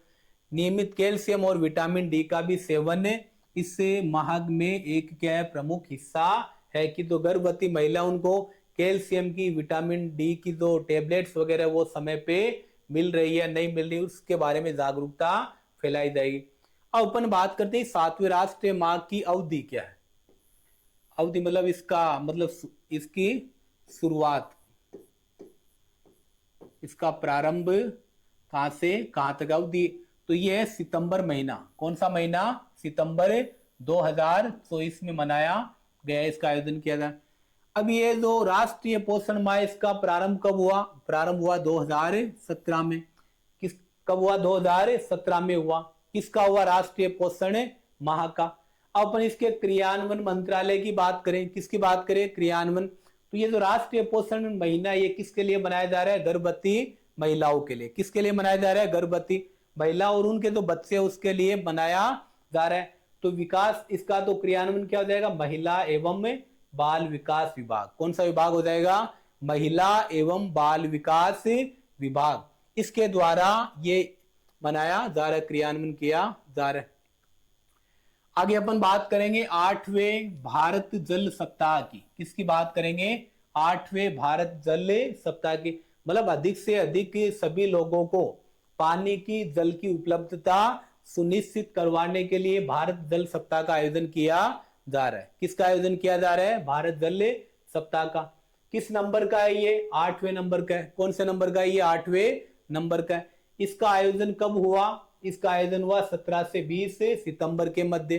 कहां आयोजन किया गया, नई दिल्ली में किया गया। कहां आयोजन किया गया, नई दिल्ली में। नई दिल्ली में कहां किया गया, भारत मंडपम में किया गया। तो नई दिल्ली में आयोजन हुआ। अब इस भारत जल सप्ताह का उद्घाटन किसके द्वारा किया गया, राष्ट्रपति द्रौपदी मुर्मू के द्वारा। किसके द्वारा किया गया, राष्ट्रपति द्रौपदी मुर्मू के द्वारा। अब इसका जो क्रियान्वयन मंत्रालय है वो कौन सा हो जाएगा, पंचायती राज मंत्रालय। कौन सा मंत्रालय हो जाएगा, भाई जो जल है पानी है वो पंचायती राज विभाग के अंदर आता है, तो मंत्रालय भी कौन सा हो जाएगा, पंचायती राज मंत्रालय। थीम विषय क्या हो जाएगी इसकी, समावेशी जल विकास। समावेशी जल विकास मीन्स हर व्यक्ति तक पानी की, जल की पहुंच होना, यह सुनिश्चित करना, समावेशी जल विकास एवं प्रबंधन के लिए भागीदारी एवं सहयोग। समावेशी जल विकास एवं प्रबंधन के लिए भागीदारी एवं सहयोग, ये इस 8वें भारत जल सप्ताह की क्या हो जाएगी, थीम हो जाएगी, इसका प्रमुख विषय हो जाएगा। अब आगे अपन और बात करते हैं कि इस दौरान ये जो 8वां जल सप्ताह मनाया जा रहा था, इस दौरान अंतरराष्ट्रीय जल स्वच्छता एवं स्वास्थ्य सम्मेलन का भी आयोजन किया गया। इसका भी आयोजन हुआ, जिसे क्या नाम दिया गया, WASH। क्या नाम दिया गया, WASH 2024। क्या नाम दिया गया, WASH 2024 नाम इसको दिया गया। अंतरराष्ट्रीय जल स्वच्छता एवं स्वास्थ्य मंत्रालय, इसका भी क्या हुआ, आयोजन हुआ, जिससे क्या नाम दिया है, शॉर्ट में WASH 2024। ये हो गया अपना 8वां भारत जल सप्ताह, जिसका आयोजन नई दिल्ली में 17 से 20 सितंबर के मध्य किया गया। अब अपन बात करेंगे सेमिकॉन इंडिया 2024। इसकी बात करेंगे सेमिकॉन इंडिया 2024। क्यों करेंगे, क्योंकि भारत को जो सिलिकॉन चिप है, कौन सी चिप है, सिलिकॉन चिप, और जो सेमीकंडक्टर है, उसमें पूरे विश्व में अव्वल या एडवांस बनाने के लिए सेमिकॉन इंडिया 2024 का आयोजन किया गया। किसके लिए, सिलिकॉन चिप उत्पादक बनने के लिए इसका आयोजन किया गया। कब किया गया, 11 से 23 सितंबर के मध्य हुआ। कब हुआ, 11 से 23 सितंबर के मध्य हुआ। कहां हुआ, ग्रेटर नोएडा में हुआ। कहां पर हुआ, ग्रेटर नोएडा में। अगर अपन इसके उद्देश्य की बात करें तो भारत को दुनिया का सबसे बड़ा सिलिकॉन चिप उत्पादक देश बनाना है। क्या बनाना है, इस सेमिकॉन इंडिया के द्वारा भारत को दुनिया का सबसे बड़ा सिलिकॉन चिप उत्पादक बनाना है। जितने भी जो मतलब इलेक्ट्रॉनिक्स के जो आइटम होते हैं, इन सभी में सिलिकॉन चिप पाई जाती है। अब ये जो आयोजन किसके द्वारा किया गया था, ये आयोजन किया गया था सेमी के द्वारा। किसके द्वारा, SEMI सेमी के द्वारा किया गया, जो कि एक वैश्विक उद्योग संघ है। कौन सा संघ है, मतलब बिजनेस, व्यापार से जुड़ा हुआ एक संगठन है, जो कंपनियों को सेमीकंडक्टर में, इसमें सेमीकंडक्टर यानी तो अर्धचालक, जिसको विज्ञान की भाषा हिंदी में बोलते हैं अर्धचालक, जो हर इलेक्ट्रॉनिक्स उपकरणों में पाया जाता है, जैसे अपने मोबाइल है, फोन है, या अपना टेलीविजन है, या जो ट्रेन है, इन दो डिजिटल कैमरा वगैरह, उन सब में क्या पाया जाता है, सेमीकंडक्टर अर्धचालक पाया जाता है। अब इस सेमीकंडक्टर में नए व्यवसायिक अवसर प्रदान करने के लिए या अवसर उपलब्ध करवाने के लिए एक मंच प्रदान करना है। क्या प्रदान करना है, एक मंच प्रदान करना है। ये कार्य किसका है, सेमी का। किसका कार्य है, सेमी का। तो अपन वापस से एक बार जल्दी से सेमिकॉन इंडिया 2024 की बात करते हैं। आयोजन 11 से 23 सितंबर नोएडा यूपी में किया गया। उद्देश्य क्या था, सिलिकॉन चिप उत्पादक देश बनाना, सेमी के द्वारा किया गया। सेमीकंडक्टर में व्यवसायिक अवसर प्रदान करने के लिए एक बड़ा मंच तैयार करने के लिए। आगे अपन अगली स्लाइड में बात करेंगे हर घर दुर्गा अभियान। किस अभियान की, यानी कि हर घर में क्या हो, दुर्गा हो। दुर्गा अपनी देवी है। कौन सी देवी है, माँ दुर्गा। और दुर्गा किसका प्रतीक है, शक्ति का प्रतीक है। यानी कि हमारी जो महिलाएं, बच्चे हैं, अपनी जो बच्चे हैं, महिलाएं, उन सभी को दुर्गा माँ की तरह क्या बनाना है, शक्तिशाली बनाना है, पावरफुल बनाना है। तो महिलाओं के सशक्तिकरण के लिए, उनकी सुरक्षा के लिए, उनको शक्तिशाली बनाने के लिए हर घर दुर्गा अभियान चलाया गया। अब अपन बात करते हैं कि इस दुर्गा अभियान को कहां चलाया गया। तो ये इसकी जो शुरुआत है, इसको कहां चलाया गया, शुरू किया गया महाराष्ट्र के मुंबई में। कहां शुरू किया गया, महाराष्ट्र के मुंबई में। अब इसका जो शुभारंभ वो किसके द्वारा किया गया, लोकसभा अध्यक्ष ओम बिरला जी के द्वारा। किसके द्वारा किया गया, लोकसभा अध्यक्ष ओम बिरला के द्वारा किया गया। कहां किया गया, मुंबई में किया गया। महाराष्ट्र के मुंबई में किया गया हर घर दुर्गा अभियान। इस अभियान के तहत राज्य की सभी ITI संस्थानों में पढ़ने वाली लड़कियों को, विशेष रूप से ये जो अभियान है किसके लिए, ये लड़कियों के लिए लड़कियों को सुरक्षा एवं आपात स्थितियों से निपटने के लिए, कि किसी प्रकार का जो आपातकालीन या तो बुरा समय अगर आ जाए, तो उसमें अपनी जो बच्चियां, लड़कियां हैं, महिलाएं, जो हर प्रकार से अपनी सुरक्षा खुद कर सके, लड़कियां अपनी सुरक्षा खुद कर सके। इसलिए महाराष्ट्र सरकार के द्वारा मुंबई से हर घर दुर्गा अभियान की शुरुआत की गई थी, जिसका जो शुभारंभ है लोकसभा अध्यक्ष ओम बिरला के द्वारा किया गया। तो अभियान में महिलाओं के कौशल विकास एवं सशक्तिकरण की दिशा में अहम कदम उठाए गए। आगे अपन बात करते हैं एक आदिवासी समुदाय मनकीडिया समुदाय की। किस समुदाय की बात करेंगे? आदिवासी समुदाय मनकीडिया। इस मनकीडिया समुदाय का संबंध किससे है? उड़ीसा से है। किससे संबंध है? उड़ीसा से है। अब इसमें आगे देखें कि मनकीडिया समुदाय वन अधिनियम 2006 के अंतर्गत, कौन से अधिनियम? वन अधिनियम 2006 के अंतर्गत आवास का अधिकार यानी घर का अधिकार प्राप्त करने वाला छठा, किस नंबर का? छठे नंबर का विश्व विशेष रूप से कमजोर जनजातीय समूह बन गया। यानी कि जो कमजोर जनजातीय समूह है उनका एक संगठन बना है, समूह बना है। उसमें छठे नंबर का जो समूह है, जो आवास प्राप्त करने का अधिकार प्राप्त कर लिया है, वो समुदाय कौन सा बन गया? मनकीडिया समुदाय। कौन सा समुदाय? मनकीडिया। ये जो मनकीडिया समुदाय है ये किस राज्य के हैं? किस राज्य से संबंधित है? ये है उड़ीसा राज्य से। आगे अपन बात करते हैं हम सफर नीति की। किस नीति की? हम सफर नीति की। इसके द्वारा मतलब इससे जो राष्ट्रीय राजमार्ग है उन राष्ट्रीय राजमार्गों पर जरूरी सुविधाएं उपलब्ध करवाने के लिए केंद्रीय सड़क परिवहन एवं राजमार्ग मंत्री, कौन से मंत्री? केंद्रीय सड़क परिवहन एवं राजमार्ग मंत्री नितिन गडकरी ने हम सफर नीति का शुभारंभ किया। किस नीति का शुभारंभ किया? हम यानी जितने भी जो राष्ट्रीय राजमार्ग है उन राष्ट्रीय राजमार्गों में जितने भी जो साधन वगैरह गुजरते हैं उनके लिए जैसे इलेक्ट्रिक चार्जिंग की सुविधा उपलब्ध करवाना, या उनके जो फ्यूल है ईंधन वगैरह की सुविधा उपलब्ध करवाना, या उनके लिए जो रेस्ट एरिया है, कौन सा एरिया? रेस्ट एरिया, उनके मतलब आराम करने के लिए वाहनों के लिए, वो सारी सुविधाएं उपलब्ध करवाने के लिए हम सफर नीति को प्रारंभ किया गया केंद्रीय सड़क परिवहन एवं राजमार्ग मंत्री नितिन गडकरी के द्वारा।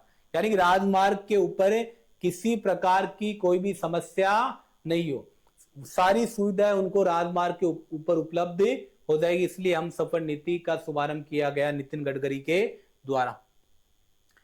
आगे अपन बात करते हैं दीप ज्योति। कौन सी ज्योति? दीप ज्योति यानी दीपक की ज्योति।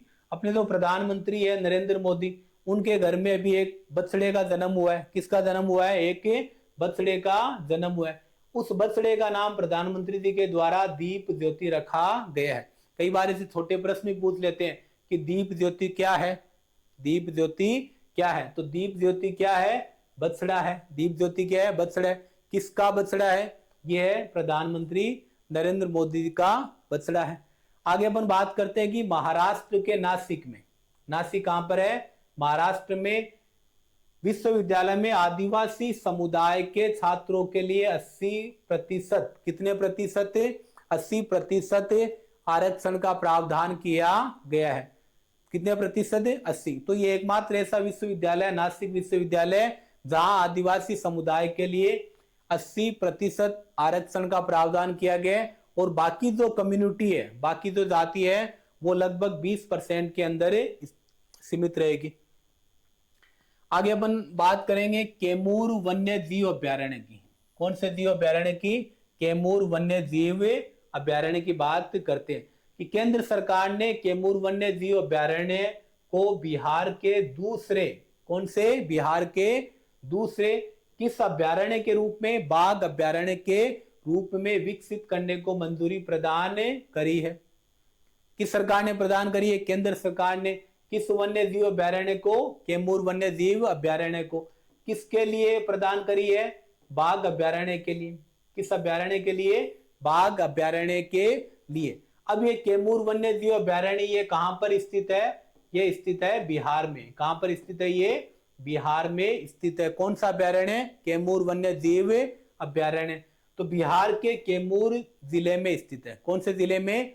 कैमूर जिले में, इसलिए इसको क्या बोलते हैं? कैमूर वन्य जीव अभ्यारण्य। किसके लिए? बाघ अभ्यारण्य के लिए इसे मंजूरी प्राप्त हुई है। इसके अलावा ये दूसरा अभ्यारण्य हो गया। तो इसके लिए अपन अब बात करेंगे पहले अभ्यारण्य की। कौन से अभ्यारण्य की बात करेंगे? तो पहला जो अभ्यारण्य वो है वाल्मीकि टाइगर अभ्यारण्य। कौन सा अभ्यारण्य? वाल्मीकि टाइगर अभ्यारण्य, जो कहां पर है? पश्चिमी चंपारण जिले में। कौन से चंपारण जिले में? पश्चिमी चंपारण। चंपारण जिला यानी महात्मा गांधी ने यहां से 1917 में अपना पहला आंदोलन शुरू किया था। जो अहिंसा का आंदोलन था पहला, कहां से शुरू किया था? चंपारण से। उसी चंपारण की बात हो रही है कि यहाँ पे वाल्मीकि टाइगर रिजर्व स्थापित किया गया। ये भारत का बिहार का कौन सा टाइगर रिजर्व था? ये पहला टाइगर रिजर्व था। दूसरा कौन सा हो जाएगा? कैमूर। दूसरा कौन सा हो जाएगा? कैमूर वन्य जीव अभ्यारण्य। तो कैमूर वन्य जीव अभ्यारण्य दूसरा, वाल्मीकि टाइगर रिजर्व कौन सा हो जाएगा? पहला बाघ अभ्यारण्य हो जाएगा। अगली स्लाइड में अपन बात करेंगे कि हिमाचल प्रदेश विधानसभा ने, कौन सी विधानसभा ने? हिमाचल प्रदेश विधानसभा ने दल बदल कानून के तहत अयोग्य विधायकों को, किसको? अयोग्य विधायकों को पेंशन नहीं देने से संबंधित विधेयक पारित किया है। क्या पारित किया है? यानी कि जो नेता लोग हैं वो चुनाव के समय पार्टियां बदल लेते हैं, उसके लिए कौन सा कानून बना हुआ है? दल बदल कानून बनाया गया है।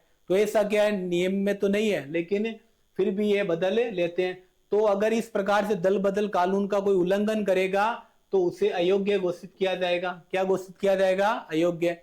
इस प्रकार के जो विधायक उनको क्या पनिशमेंट, क्या सजा मिलेगी? कि उन्हें पेंशन जो मिलती है उस पेंशन को बंद कर दिया गया है। क्या कर दिया गया? उस पेंशन को बंद कर दिया गया है। और ये जो निर्णय विधेयक जो पास की है, ये किसके द्वारा पास किया गया? हिमाचल प्रदेश सरकार के द्वारा। किसके द्वारा? हिमाचल प्रदेश सरकार के द्वारा पास किए। आगे अपन दलितों के ऊपर जो अत्याचार हो रहे हैं उसके बारे में बात करते हैं कि किस राज्य में सबसे ज्यादा दलित अत्याचार हो रहे हैं। तो दलितों के अत्याचार के संबंध में केंद्रीय सामाजिक न्याय एवं अधिकारिता विभाग की 2022 की जो रिपोर्ट है, कौन सी रिपोर्ट है? केंद्रीय सामाजिक न्याय अधिकारिता विभाग 2022 की रिपोर्ट के अनुसार दलितों पे अगर अत्याचार की बात करें, किसके? दलितों के ऊपर अत्याचार की बात करें तो उनमें जो सबसे पहला राज्य जहां सबसे ज्यादा दलित अत्याचार होते तो वो कौन सा है? उत्तर प्रदेश। वो कौन सा है? उत्तर प्रदेश। उसके बाद दूसरा राज्य कौन सा है? राजस्थान। तीसरा राज्य कौन सा है? मध्य प्रदेश। पहला राज्य सबसे ज्यादा दलित अत्याचार या दलित पीड़ित कहां पे है? उत्तर प्रदेश में। दूसरे नंबर का राज्य कौन सा? अपना राजस्थान। तीसरे नंबर का राज्य कौन सा हो जाएगा? मध्य प्रदेश हो जाएगा। तो इसमें ये याद रखना, राजस्थान का कौन सा स्थान है? दूसरा स्थान है। राजस्थान का कौन सा स्थान है? दूसरा स्थान है। पहला स्थान किसका है? मध्य उत्तर प्रदेश का। पहला किसका? उत्तर प्रदेश का। आगे अपन बात करते हैं गिर आरक्षित क्षेत्र, जो कि कहां पर स्थित है? गुजरात में। कहां पर स्थित है? गुजरात में। वहां शेरों के लिए इको सेंसिटिव जोन, कौन से जोन? इको सेंसिटिव जोन बनाया जाएगा, इस प्रकार की घोषणा हुई है। कहां बनाया जाएगा? गुजरात के गिर आरक्षित क्षेत्र में। किसके लिए बनाया जाएगा? शेरों के लिए बनाया जाएगा। किसके लिए बनाया जाएगा? शेरों के लिए। क्या बनाया जाएगा? इको सेंसिटिव जोन बनाया जाएगा। तो ये महत्वपूर्ण फैक्ट है, ये भी आप देख लेना। आगे अपन बात करते हैं कि केंद्रीय मंत्रिमंडल ने मराठी, बंगाली, असमिया, पाली और प्राकृत, मराठी, बंगाली, असमिया, पाली और प्राकृत को शास्त्रीय भाषा का दर्जा प्रदान करने की मंजूरी दी है। क्या मंजूरी प्रदान करी है? कि मराठी, बंगाली, असमिया और पाली और प्राकृत जो भाषा है उनको क्या मान लिया गया? शास्त्रीय भाषा। शास्त्रीय भाषा यानी कि वह भाषा जो साहित्यिक रूप से क्या है? समृद्ध है।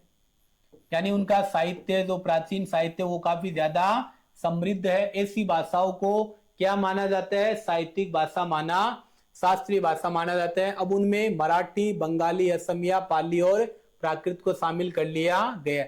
अगर अपन पहले की बात करें, इससे पहले की बात करें तो तमिल, तेलुगु, संस्कृत, कन्नड़, मलयालम एवं उड़िया।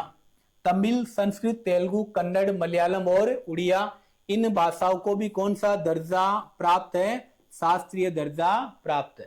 तो अपन सुनते हैं कई बार प्राचीन भारत की जो किताबें उनमें ज्यादातर तमिल साहित्य, संस्कृत साहित्य, तेलुगु साहित्य, कन्नड़ साहित्य, मलयालम या उड़िया साहित्य, अपने को ये साहित्य में पढ़ने को मिलते हैं।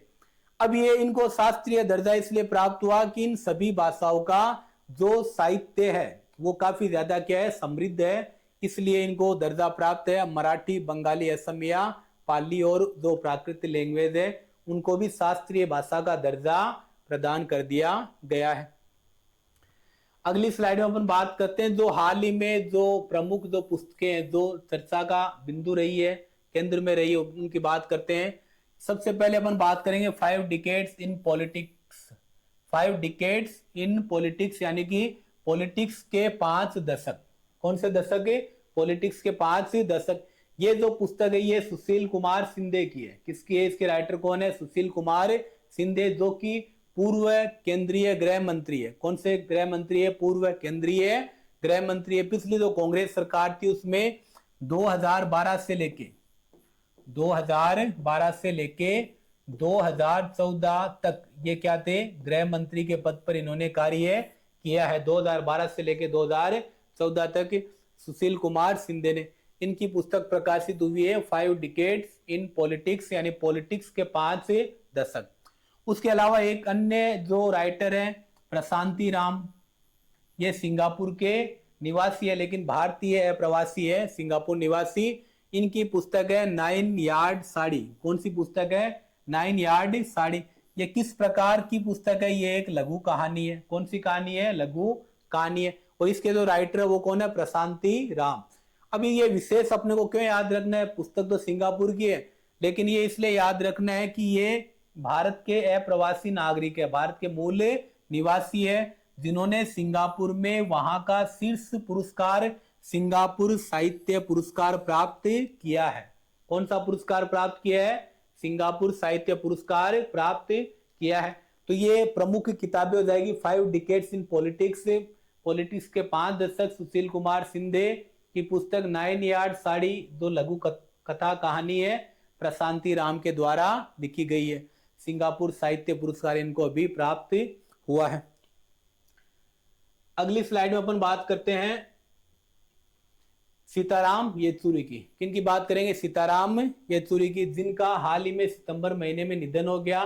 जो कम्युनिस्ट पार्टी ऑफ इंडिया यानी मार्क्सवादी जो पार्टी है, कौन सी पार्टी? मार्क्सवादी पार्टी, उसके महासचिव भी रहे थे। सीताराम येचुरी, इनका हाल ही में निधन हुआ। उसके अलावा अरुणा वासुदेव, इनका भी हाल ही में निधन हुआ। ये क्या मशहूर फिल्म क्रिटिक, आलोचक है एवं लेखिका, राइटर है। उसके अलावा अरुणा वासुदेव एशियाई सिनेमा की मां है। ये विशेष आपको देख लेना है कि एशिया की सिनेमा की मां किसे कहा गया है, जिनका हाल ही में निधन हो गया, वो कौन है? अरुणा वासुदेव। अगले जो है मधुरा पंडित जसराज। कौन है? मधुरा पंडित जसराज। ये भी क्या है? लेखिका है, निर्देशक और कोरियोग्राफर यानी राइटर है, डायरेक्टर है, और उसके अलावा जो नृत्यकार है, कोरियोग्राफर मतलब डांस वगैरह सिखाते थे। इनका भी हाल ही में निधन हो गया। विशेष रूप से ये इसलिए भी आपको ध्यान रखना है, शास्त्रीय गायक पंडित जसराज की तो ये क्या है? पत्नी है। वो प्रसिद्ध फिल्मी हस्ती वी शांताराम, ये काफी बड़ा नाम है वी शांताराम का फिल्म इंडस्ट्री में, ये इनकी क्या है? बेटी है, मधुरा पंडित जसराज। अगली स्लाइड अपन बात करते हैं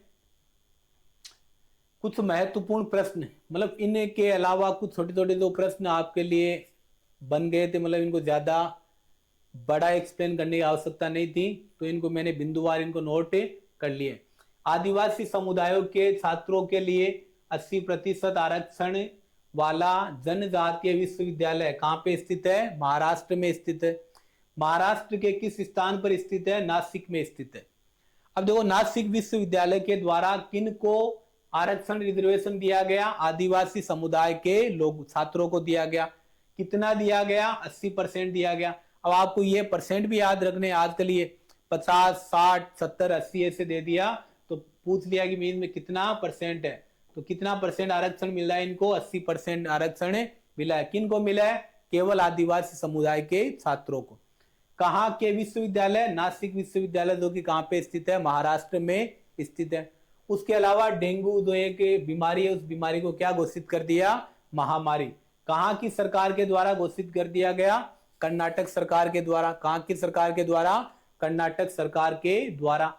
उसके बाद अपन बात करते हैं वृंदावन ग्राम योजना और गीता भवन परियोजना की घोषणा किस राज्य के द्वारा की गई है?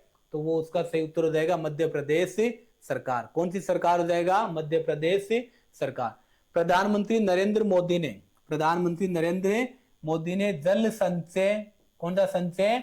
जल संचय जन भागीदारी पहल कहां से प्रारंभ करी है? अपने होम राज्य स्टेट गुजरात से। कहां से प्रारंभ करी है? गुजरात से जल संचय जन भागीदारी पहल। अगली स्लाइड में बात करते हैं कि भारत सरकार ने पहला राष्ट्रीय सुरक्षा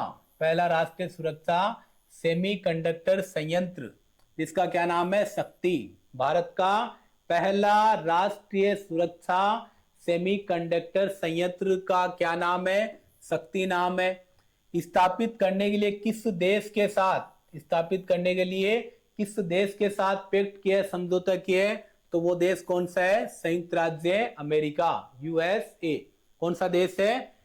संयुक्त राज्य अमेरिका। क्या है कि पहला राष्ट्रीय सुरक्षा सेमीकंडक्टर निर्माण संयंत्र, इसका क्या नाम है? शक्ति नाम है। क्या नाम है इसका? शक्ति नाम है। वो शक्ति नाम का जो संयंत्र किस देश के साथ स्थापित किया जाएगा? यूएसए के साथ। किसके साथ? केंद्रीय कैबिनेट ने इंडिया सेमीकंडक्टर मिशन, कौन सा मिशन है? इंडिया सेमीकंडक्टर मिशन के तहत साणंद में, कहां पे? साणंद में सेमीकंडक्टर इकाई को मंजूरी प्रदान करी है। किसको प्रदान करी है? सेमीकंडक्टर इकाई को मंजूरी प्रदान करी है। अब ये साणंद पूछा गया कहां पे है? तो ये साणंद कहां पे है? गुजरात में। कहां पर है ये? गुजरात में है। अब यहां प्रश्न ऐसे घुमा भी सकता है कि सेमीकंडक्टर मिशन के तहत निर्माण कहां पे किया गया? साणंद में किया गया। कहां पे किया गया? साणंद में किया गया। अगली और जो अपनी अंतिम स्लाइड है उसमें अपन बात करते हैं कि तो अपने राष्ट्रीय घटनाक्रम जो परिदृश्य है, अपने दे इंडिया की जो एक्टिविटी है, उनमें कुछ जो सम्मेलन थे उनको मैंने आपको एक टेबल के रूप में उपलब्ध करवाने का प्रयास किया ताकि आपको अलग अलग इनको बिखराव आपके सामने ना हो। टेबल के रूप में ये आपको अच्छे से आप इनको क्या कर लोगे? याद कर लोगे। तो अपन इसको फटाफट जल्दी से करते हैं 1 मिनट में कि अंतरराष्ट्रीय बौद्ध परिसंघ सम्मेलन कहां पे हुआ? नालंदा, बिहार में। कहां पे हुआ? नालंदा, बिहार में हुआ। बिहार में इसलिए हुआ कि जो नालंदा वहां शुरू से ही बौद्ध धर्म का क्या था? केंद्र था, इसलिए अंतरराष्ट्रीय बौद्ध परिसंघ सम्मेलन कहां पे हो जाएगा? नालंदा, बिहार में। 8वां किस नंबर का है? ये 8वें नंबर का है, धर्म धम्म सम्मेलन। कौन सा सम्मेलन है? धर्म धम्म सम्मेलन। ये सम्मेलन कहां पे हुआ? अहमदाबाद, गुजरात में। कहां पे हुआ? ये अहमदाबाद, गुजरात में। उसके बाद में 5वां ग्लोबल फिनटेक फेस्ट। कौन सा? 5वां ग्लोबल फिनटेक फेस्ट। ये कहां पे हुआ? मुंबई, महाराष्ट्र में हुआ। उसके अलावा विश्व खाद्य भारत सम्मेलन, ये कहां पे हुआ? नई दिल्ली में। कहां पे हुआ? नई दिल्ली में हुआ विश्व खाद्य भारत सम्मेलन।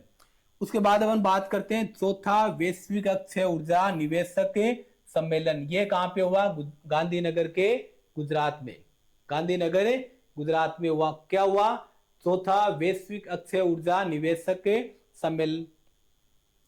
पहला वैश्विक सहकारी सम्मेलन, पहला जो पूरे विश्व लेवल का सबसे बड़ा सहकारी कोऑपरेटिव सम्मेलन है, वो कहां पे हुआ? नई दिल्ली में हुआ। लास्ट और अपना जो अंतिम सम्मेलन है जो उसकी बात करते हैं वो है 9वां अखिल भारतीय राजभाषा सम्मेलन 2024। वो कहां पे हुआ? नई दिल्ली में हुआ। कहां पे हुआ? नई दिल्ली में हुआ।